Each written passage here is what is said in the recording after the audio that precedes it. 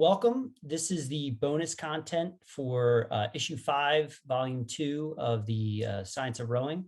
And I am thrilled to be able to sit down with two experts in the sport of rowing. I'm joined by Dr. Sharon Madigan and Aifric, who is one of the elite rowers for the Women's Rowing Ireland team. So first off, ladies, thank you so much for taking the time out of your busy days to be here this afternoon with me. Thanks very much for having us. Thank you for having us. My pleasure. So just as kind of a way of introduction, why don't you both talk about kind of where you are currently, what you're doing, and sort of your experiences and goals in regards to rowing currently.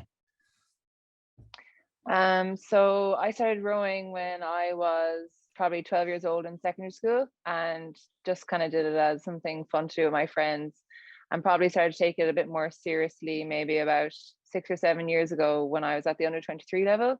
I'm from Galway originally in the west of Ireland, and moved to Cork to train full time with the high performance team. And it was there that I came in contact with Sharon, and we started working together maybe just after Rio, so this last cycle, so maybe coming up on four years now.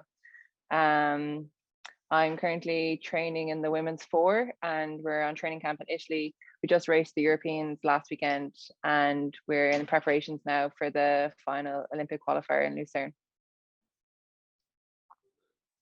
Excellent, exciting stuff. So racing, long training camp, and then another regatta coming up. So quite an extended break away from home. And Sharon, how about you? Thanks a million for having us on the podcast. My name's Sharon Madigan, and I'm head of performance nutrition at Sport Ireland Institute. And one of the sports that I look after is Rowing Ireland. So I kind of have a multitude of hats in terms of sports or athletes that I look after. But I suppose one of the sports is a real joy to look after are the rowing squad.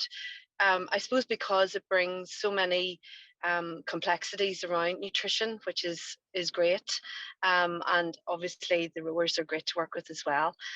They're a great bunch, and I think Aifric forgot to mention actually that the boat that she was in were silver medalists at the European Championships last week as well, so she actually forgot to mention that one, which is fantastic. I suppose I've been doing this for a lot longer than I'd like to care to think about now, which is really quite worrying. I kind of come with a number of different hats. I initially started working as a dietitian in the NHS many years ago. I had done some research in B vitamins and kind of work with general clinical conditions, but I always had an interest in sport myself. I play basketball badly. I enjoy sport of all sorts, and it was a natural progression to me working in sport. And I went back to do a PhD in the early 2000s, and luckily at that time the Sport Institute in Northern Ireland was just opening up, and I was involved in that on a consultancy basis. So that kind of has led me to where I'm at now. So you've had your hand in kind of multiple different domains and realms in sport and academia and a little bit of everything over the course of your career. Jack of all trades and master of none, I think, is probably the best.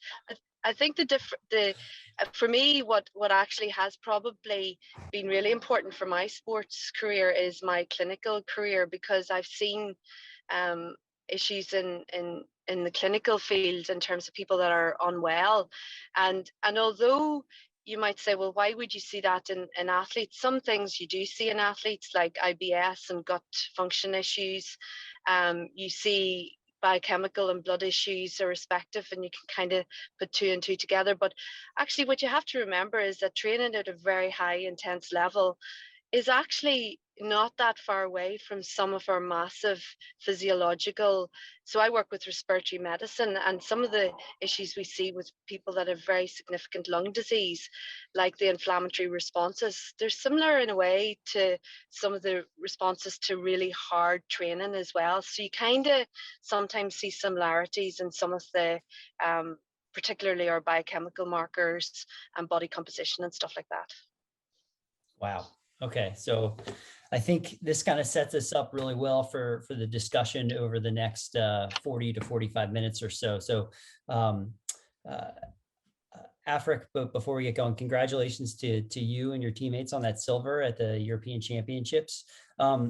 So for this discussion, kind of, I think this is really exciting because we're going to be able to sort of talk about the science aspect, but we also have a fantastic athlete here, and we get to talk about the practical side of, you know, how do we as an athlete be able to execute some of these educational and strategic pieces on a day-to-day basis, especially with some of the challenges that you're facing being away from home, maybe not having access to your kitchen or you know, sort of your normal routine.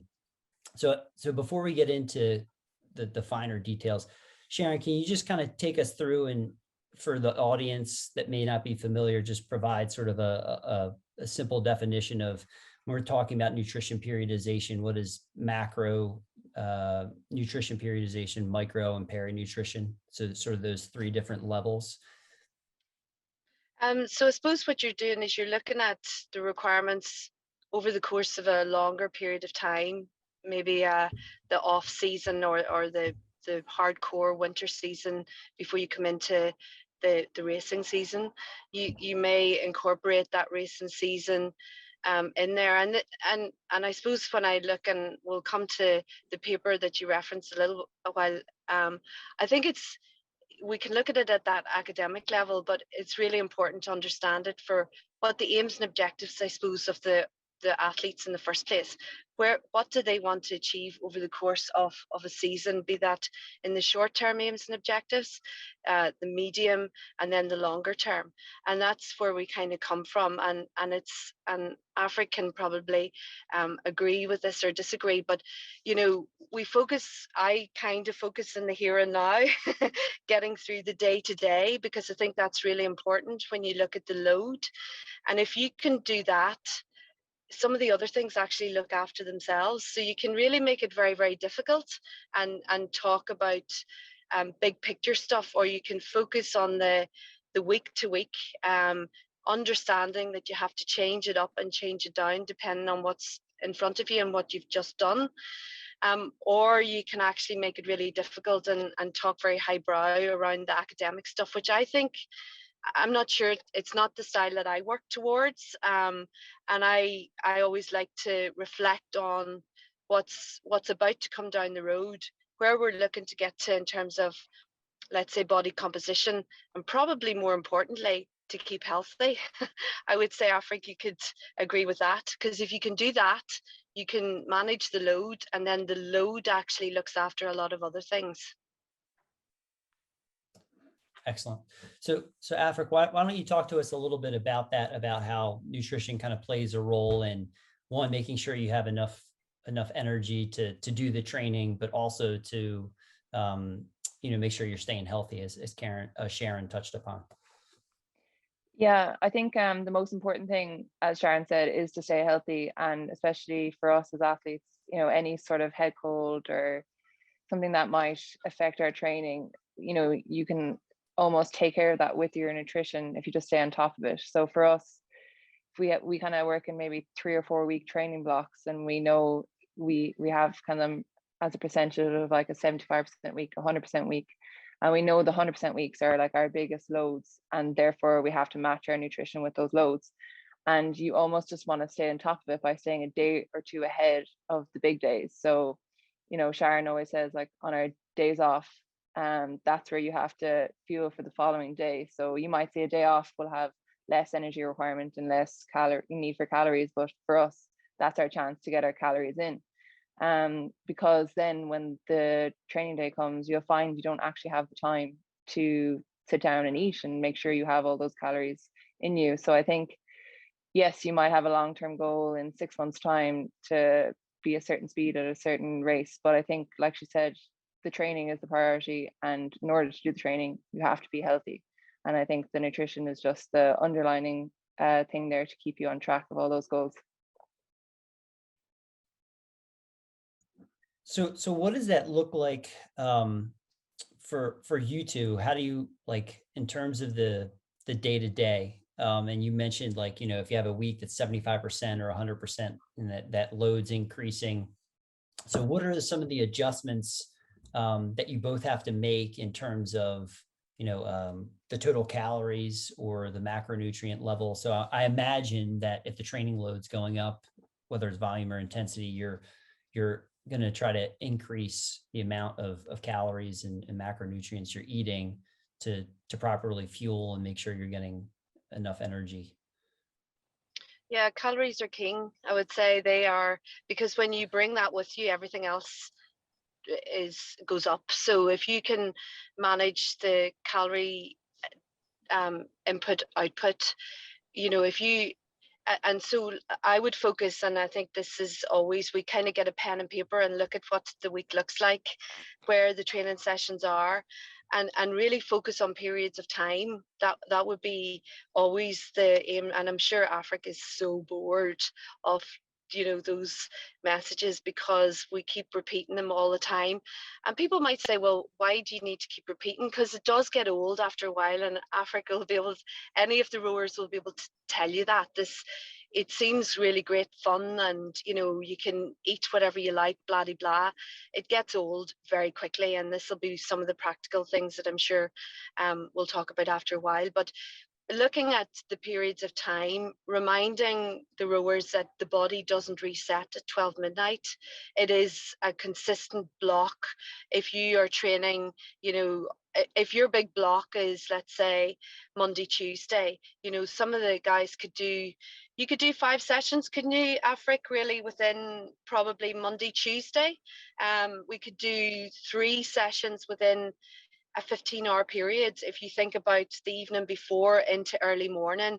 And if you go from the early morning session with a small gap into a weight session, there, that timing block is really important there. So the focus is on making sure that those blocks of times are covered, getting because that calorie requirement, depending on the weight of the athlete, could go anything from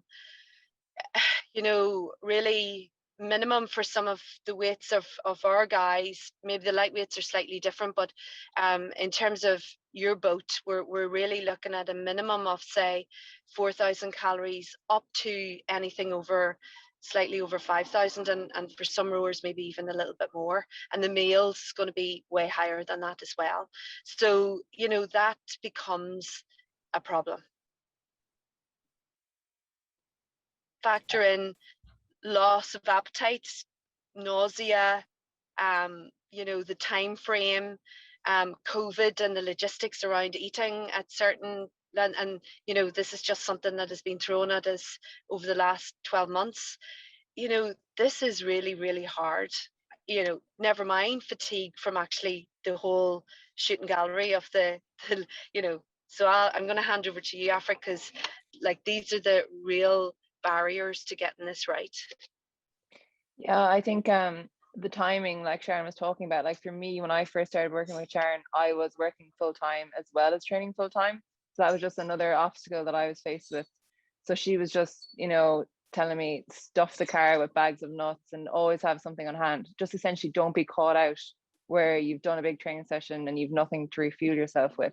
It's all well and good to say, oh, I'll have a big dinner later of 2,000 calories, but the training is almost worthless if you're not going to fuel and recover within a certain window. You almost would be better off not having done that session, because you're just going to put yourself down in the red for the following day or the following session.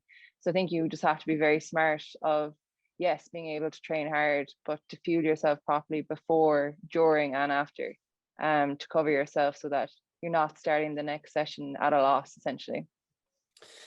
That's such a key point. And I would love to kind of, if you don't mind, kind of walk us through, for example, we just talked about that Monday, Tuesday example where you might have like 3 sessions in a day. And to both of your points, like you're not going to be able to kind of top off and you have to fuel on Sunday the day before. You have to have energy going into those days. And on that day, you're really just making sure you're getting calories in to sustain you, right? So what does that look like, as an athlete? Like, how do you do that? Are you packing, food or bringing, energy bars, or how do you kind of prepare ahead of time? And then what are you doing throughout the day to make sure that you're fueling properly so that you can have your best training sessions? I think it's almost kind of counterintuitive for what people might think, but we as athletes are always looking for the highest calorie foods available to us so that we don't have to eat huge volumes. Because like Sharon said, there is a case of you just get so sick of it and nausea. And I often find as well, if you do a very, very long session, you find yourself not hungry at all, and food is almost the last thing that you want.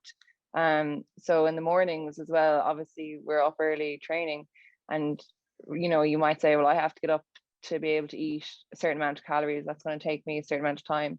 So for me, I just try make an overnight oats. So I have my oats milk, and then sometimes I'll add in whey and topped up nuts or dried fruit, just to get a huge hit of calories in early, and it doesn't take me that long to eat.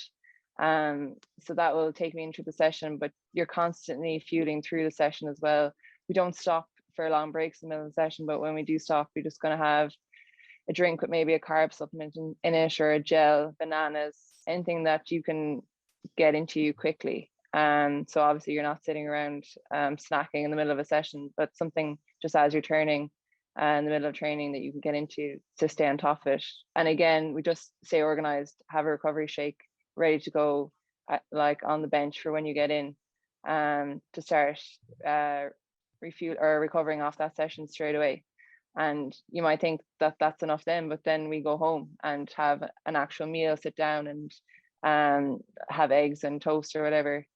For us then, we're obviously looking to get a nap in, and when you wake up you're nowhere near hungry, but you have to fuel for the next session. So again, you're cooking again, or you might have leftover dinner from the night before. So instead of constantly cooking, we just try make maybe a bigger meal every time. Try make 2-3 meals for every meal that you cook, so that it's not going to be a constant cooking and you just say, oh, I don't care, I'm fine. Like, it's always there at hand, ready for you to go. So it's just easier to stay on top of. Yeah, that's quite helpful. Sharon, question for you is, what's taking place with some of these large training volumes or intensities that's suppressing appetite? Like, what's happening, I guess, either from a biological or physiological perspective, where you're just, you need to eat, but you're not getting that response that, you're hungry. Oh, I think, there's a serious hormone production that can offset some of the hunger hormones that get suppressed. So that's happening. And actually just the act of the training load probably has an inflammatory response there a wee bit too. So we're getting cytokine release there, which can dampen down the appetite as well. So this is textbook stuff when it comes to training. You read about this in lots of texts, but when you actually see it, the reality is then that has a massive knock-on effect on the ability to want to eat. And most of us are driven by appetite, to understand that appetite is our main driver for, oh, I feel I need to eat. And that, as you said, Aifric, it's the force feeding. That just is so horrific. People don't understand this. You see this actually, in patients that have cancer and cancer wards with respiratory patients. It's the same type of response, in that they don't feel like eating until maybe 2 or 3 hours down the line, and then you actually could eat. But the thing that happens then is you're so fatigued and tired that your ability to do all of the other things that you need to do to have this in place, your resilience has kind of gone a wee bit. And sometimes these are where athletes will make poor choices around foods, which then can, in the longer term, have a knock-on effect on body composition as well. So it's all these small things that make a massive difference when you put them all together in the jigsaw puzzle, that in 6 months, in 12 months, and 18 months, we can actually see then all the other changes that start to kick in. But athletes need to be able to understand that that process does take a wee bit of time. Be confident in the process when you know you're counterintuitive, you're there thinking this is not working.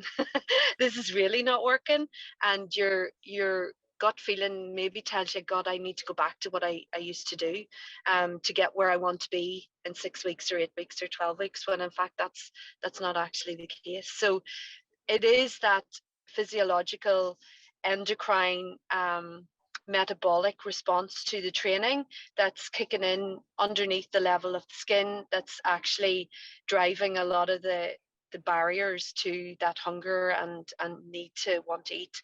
And then it's just reminding ourselves that hunger isn't our driver for what we need to do. It's actually the training load that should drive every part of the feeding. And like when Aifric says it out loud there, you have to remember that, if we look at other sports like soccer and rugby that are professional, they come in off the pitch, the meal's sitting in front of them. They go to a hotel, it's sitting in front of them. It's prepped for them all the time. Rowers have to go and do this, do their shopping, do everything else. It's they're up against it. I take my hat off to them every single day of the week, because, and like when I hear other athletes whinge whenever it's put down in front of them, I would like to say to them, just grow up. Yeah. So this kind of brings me to some questions for you, Aifric. So one, are there specific periods of the year that you feel are more challenging to really make sure you're eating enough, just in terms of that response is suppressed, like you're not, so maybe more, in the competitive season versus the off season. So that's the first question. And the second question is, I would love to hear more about sort of some of these particular challenges that Sharon just touched upon, and the adjustments that you have to make, because I do think for rowing, we don't compete or train in a stadium. Like, yeah, if we're indoors, that's sort of a different situation there. But when we're traveling or competing in a regatta site, it's not like there's a line of fridges outdoors where you can just open and get your food after you're done your race. So what are things that you and your teammates have had to do to kind of adjust for that? So I'd say for the first question, definitely the off season or the winter season is more challenging, purely just based on hours of training. We spend a lot more time out in the water or on the rowing machines. It is at a lower intensity, but it's very repetitive. There's not much stopping. It's just a lot of long intensity sessions or low intensity sessions. And I think like the training, it's all about, like, for the eating, it's all about the routine. We know our sessions Monday through Saturday, and I think you just kind of have to fall into a routine with your eating. For me, it's very, very repetitive. Like, it's very boring, but it's pretty much the same thing every day, because I know what my needs are every day, and I know that certain meals will meet that. And I think it's just almost easier then. You just go on autopilot. Like, the second I walk in the door at home, I literally have the frying pan in my hand to get the eggs up, get the eggs on.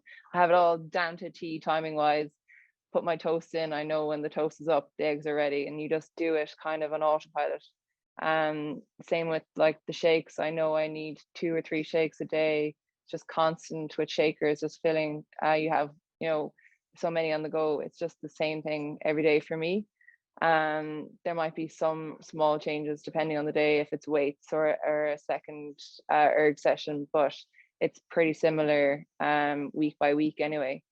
As for the racing question, I think we'd have quite a strict schedule, I suppose, with our race days. We'd have everything mapped out from the time that the race starts to right when we get up in the morning. and we usually have a pre-paddle in the morning before the race. So we'd fit in a quick breakfast before at the hotel. And then generally, if we're close enough, we'll come back and we'll have another meal. That would probably be our last big meal before the race. So I think if, just organizing the night before, like not to rely on, getting food at the venue, like that's just an awful idea, to be honest. You need to know days in advance. Well, yeah, and to be honest, it's probably going to be the same thing you eat before every race. It's just something quick and simple that your stomach can handle on a race day. Depending on the athlete, someone might be very nervous and might not be able to stomach certain meals, and they might have a solution to that with Sharon. They might maybe have a smoothie or something in the morning just to get the calories in. But yeah, I think just obviously we kind of would go to the shop maybe once we land wherever we are and stock up on what we need, if it's bread, jams, bananas, simple foods like that we know we're used to, and you've kind of tried and tested before racing. I don't think anyone will go in on race day and try something new like the local cuisine or whatever. That's obviously a bad idea. Stick to what because what usually works. And yeah, I just think there's no point changing it coming up to race. So yeah, it's just all about routine and what you're used to, and sticking to it. Is the routine helpful in the sense that it's one less thing you have to think about? Like sort of once okay, I have foods that at some point you'll probably get tired of them, because if you're cooking them all the time, but it's easy to do. You have it, like you said, in terms of routine and prep, like you've got it down to, it takes you a certain amount of time. So it's also energy. Like you don't have to think about trying to find a recipe or something. You sort of are probably, I'm guessing, and confirm, if you're cooking the same types of foods or same types of meals, one, it allows consistency, but that's extra energy mentally and physically you don't have to expend. You can just focus on recovering in your training. Is that correct? Yeah, definitely. And it's reliable too, because like if you try some new recipe and might take you an hour and a half to make, like that's an hour and a half that you could have spent elsewhere. And yeah, it's nice maybe to do something like that kind of once a week or once every 2 weeks.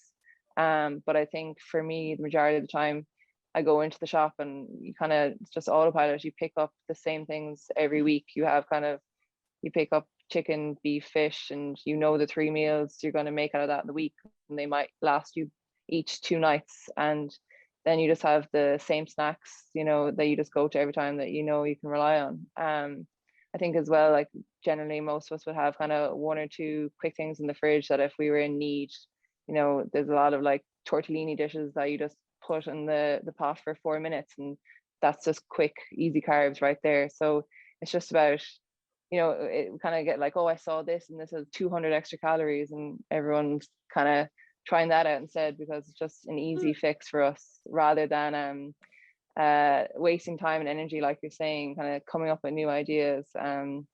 But yeah, we have a little mantra down in Cork where we just say Sharon says, #Sharon says. I love it. That's fantastic. Sometimes I know they're taking the mick, when I see that coming up. That's awesome. Yeah, if we're ever going to an ice cream shop here in Italy, it's always just Sharon says. They also have a dartboard that if it's not going well, that I get that too. No, I don't. Do you try to get or consume a little bit more protein after resistance training sessions? Is that something that you focus on, just in terms of trying to help with maintaining lean tissue mass and muscle protein synthesis, those types of things? Yeah, definitely. I think we do strength and conditioning maybe 3 times a week. So that would be my focus directly after that session. All right. It kind of depends. Sometimes we would kind of link up 2 sessions just because they would be a shorter session. So you have to also cover that session too. Maybe you might kind of have a shake as you're doing weights, but then yeah, predominantly after weights, that would be your main focus. So one area that I want to talk about that we had down is just fueling it for men and women. and specifically in regards to in and around the menstrual cycle and some of the challenges with hormonal fluctuations, throughout the month. So are there different strategies or things that some of the female rowers may have to do compared to the male rowers, or potentially the lightweights, athletes that are, trying to focus on making a specific weight so that they can meet the energy demands of the training load? Well, I think the key thing for us is, number one, making sure that each of our females have a menstrual cycle in the first place. That's the primary focus, and that comes with the underlying, program in terms of where differences are for certain people. And I think we're very lucky in that we have, a lot of support around our biochemistry, our medicine, our body composition through DEXA scans, because we can use that as really positive reinforcers for getting the baseline right. If we don't have a menstrual cycle, then we know that the fueling isn't right in the first place. So we've got to get that back, and then what we can use is, if the cycle has gone out in terms of days, I suppose it's a bit of a red flag, and we need to be mindful about that. Now, that's not to say some people's cycle is a little bit different than others. In terms of the evidence around how people eat or what they eat in certain circumstances within the cycle, I'm not sure, I was actually speaking to Aifric about looking at dietary stuff that she had collected, and we're going to look a little bit in depth around that because we have some hormone profiles. For me, I suppose our females are very lucky in that they have that as a monitoring tool for this. And we certainly know that if menstrual cycle goes off, we're actually seeing other things going off as well in terms of bloods and body composition. So it kind of puts that energy availability thing back onto the priority. I suppose the tricky bit is, I don't think it's that complicated. I think it's very focused on one particular area. I'll come back to that calories is king, because that is the driving force for so many of the issues that we have. If that's not right, dominoes start to fall all over the place in terms of what other things go off. And I think then we also, on the back of that, have something that's quite interesting too, is that when you get an athlete up to the point where they're able to sustain that load, you also have another problem then, because the bar almost steps up a little bit. So you kind of awaken a bit of a bear, and once that bear is awoken, you continue to need to feed it, and then that's why Aifric gets fed up. She gets to this point where she thinks she's got, a good strategy going, and then some things kind of go off the boil a little bit, and that's because she's able to work at a much higher intensity. And then we've got to start all over again and push more. So this is why it becomes really frustrating for everybody, in that you kind of think you've got to a place and you've ticked that box, but that box needs to continue to be adjusted upwards, not downwards, upwards. So it's pushing, 10% more on each of those things. I think you've just made a really good point there. It's making sure that those sessions are cost neutral in terms of their carbohydrate, calories, and then protein, because we don't usually pick one food over the other. There's a combination of things there that will ensure that there's a combination of nutrients there as well. If people have had issues around bony injuries or things like that, then we will focus around making sure that carbohydrate and calcium are good.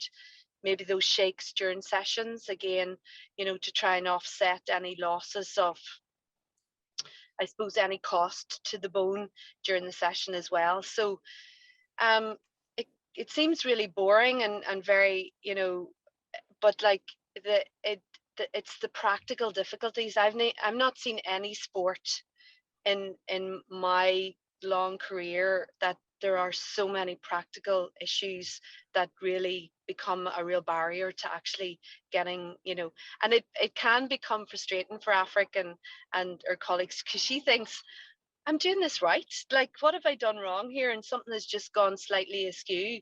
And I think that's to do with the your ability to work harder. Wouldn't that be right, Aifric? Do you ever see that? Yeah, I think literally exactly as you said, like the better we refuel and the better we recover from sessions, then it obviously has a knock-on effect that we can train harder then in the next session. So then the cost is greater. So you have to recover further again. You have to up your recovery because if you went into that session with maybe at a lower level of recovery, you may not have worked as hard. But if you're constantly on top of your game nutrition wise, it'll just keep raising the requirements more and more. So I think it's about recognizing that too, kind of as your career develops. Maybe it's not going to change drastically, but I suppose, I know, as Sharon says, as you think, yeah, I'm finally on top of it now, I know what I need to do, you still just may need to tweak it every now and again to just constantly meet those requirements. You might see it in certain sessions during the week where you're getting faster and faster and faster. Yeah, it's fitness, but you're able to push yourself harder and harder. So it's just definitely have a higher requirement for recovery then. We're talking about making sure we get enough calories. It sounds like it's almost your second job outside of rowing. Definitely. And Yeah. I think, like Sharon said, it gets frustrating, and you almost kind of every problem you might come across in the year, you might text Sharon or the team doctor and the answer will be eat more. Like every single time the answer will be eat more. And you're almost rolling your eyes being like, I can't eat anymore. Surely they have something else up their sleeves that they can throw at it. Like, and I know Sinead and the physios, like, we've a really good team that's been around you guys for a long time. And I'm lucky because Sinead or Emer or some of the physios will see you a lot more than I will. And they'll be able to kind of, if somebody's feeling a bit stiff or there's been a bit of a niggle, they're on the phone to me. I'm sure you're thinking, God, they're all working in cahoots behind. But they're saying, ratting us out. Yeah, somebody's just slightly off the boil here on whatever, and we can react to that. And I suppose it's, Aifric is down the line a bit in terms of her career and has got this message for a long time. Some of the younger athletes on the squad, we have to keep repeating that message, or, hopefully we're using our experiences now to make sure that those athletes don't go through any of the difficulties that some other athletes might have gone through as well. And again, it's very useful for the senior members of the squad then to be able to positively influence the younger members of the squad, because the big thing, and I think that we might touch on it now, is one of the things that I would see is really important for the off season is not only we periodize our nutritional intake, but we have to periodize our body composition. So your racing weight or your racing body composition might be in the mid to low percentages, teens, or lower than you were this time last year, because remember, some person might have started at a higher point and come down, and another person might have started at the lower point and come down. That's where the personalized approach is really important. But we need to go up again for the winter so that you can sustain that winter training block. And that's sometimes very tricky to negotiate, because you have to have confidence in that process, and it takes a bit of time for that confidence to come from every part. I'm as the same. I'm sometimes, I know it'll work, but you have to grasp the nettle really strong, because some athletes, what they do is they kind of do a bit of that, but they don't do it well enough. And then what happens is they end up between two, a rock and a hard place, in that they've recovered a little bit so that they can work a wee bit harder, but they haven't done it well enough so that we can affect changes in some of those hormones that may actually be maintaining fat mass. So I've two questions for you, Aifric. I'm sorry if I keep putting you on the hot seat here. No, so one is, you've been working with Sharon for about 4 years now. So when you first started working together, were these educational pieces around nutrition, was this stuff that you embraced right away, or did it take some kind of time to get used to it and sort of shift your behavior and mindset? And, how does that kind of tie into you being able to take on a leadership role with some teammates that might be a little bit younger that, you may recognize, hey, like you need to eat a little bit more calories, like you need to fuel more. Yeah, definitely. When I started working with Sharon, and like she was always been saying, calories is king. I don't think we fully grasps how much she really meant. And I think for me, looking at the senior athletes at the time, Sunita and the changes she was making, the speed she was gaining.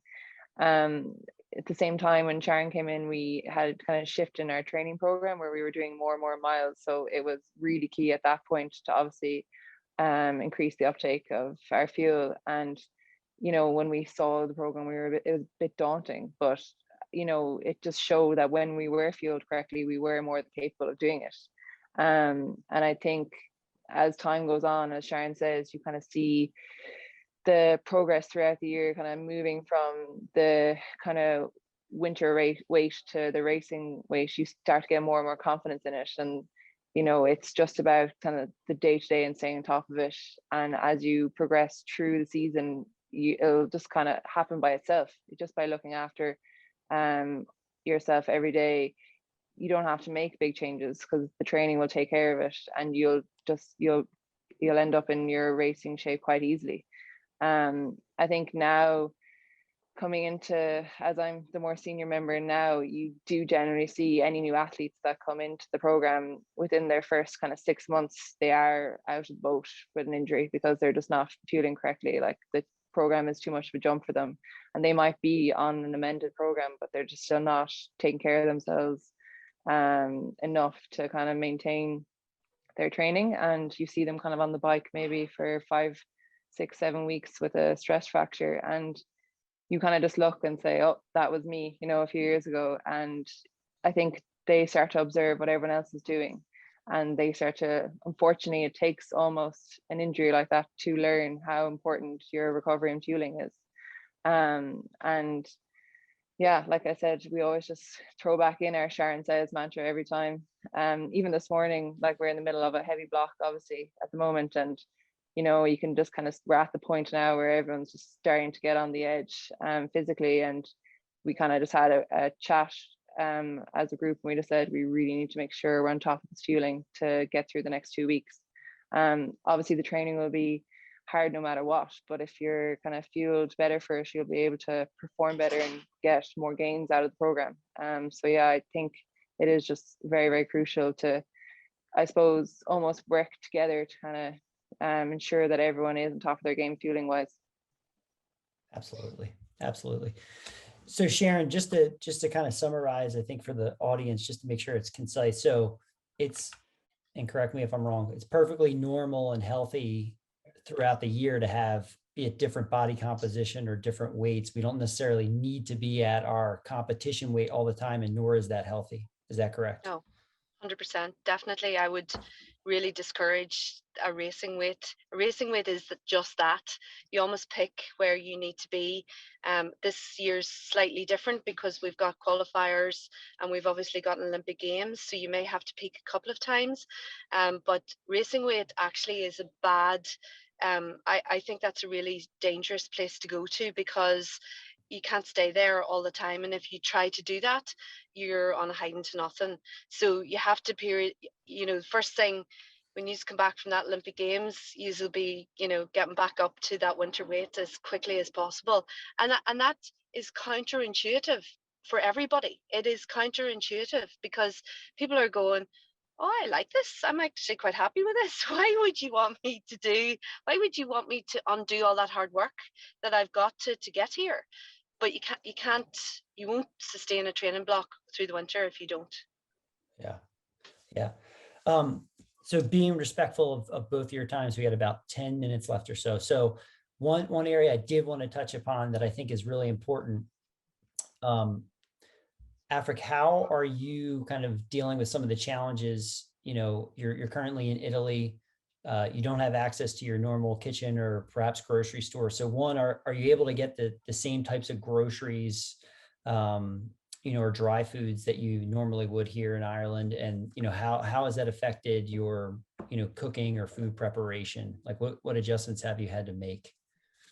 So obviously we're staying in a hotel and we get 3 meals provided by the hotel. So again, certain people might not, the breakfast just might not be what they're used to. So they'll just go into the shop, get box of Weetabix and their own milk, and they'll just do what they usually have at home.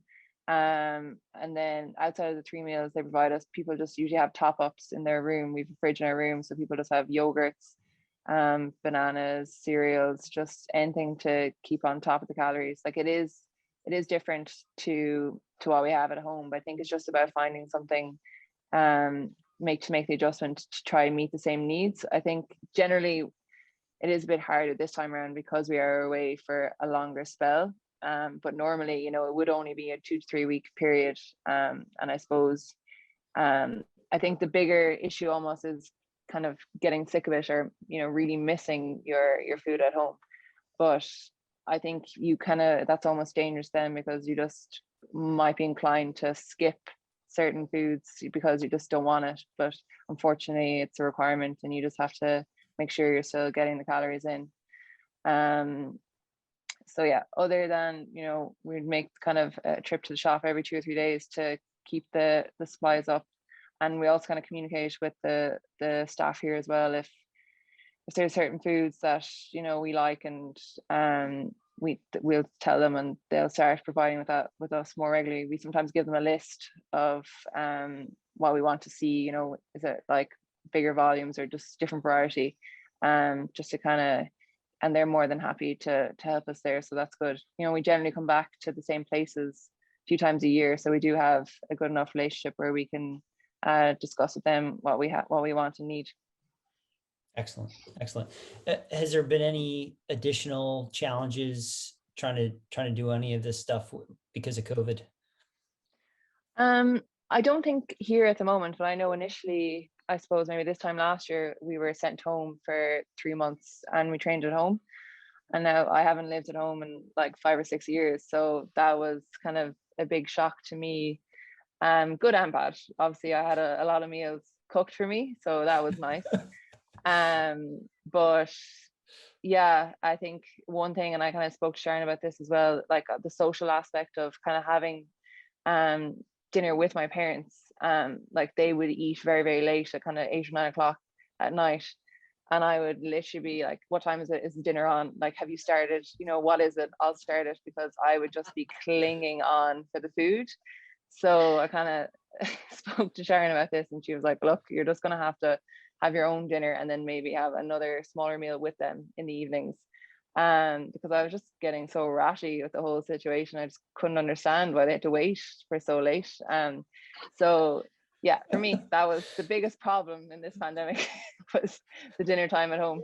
But yeah, other than that, like I actually found it great that the fridge was always full.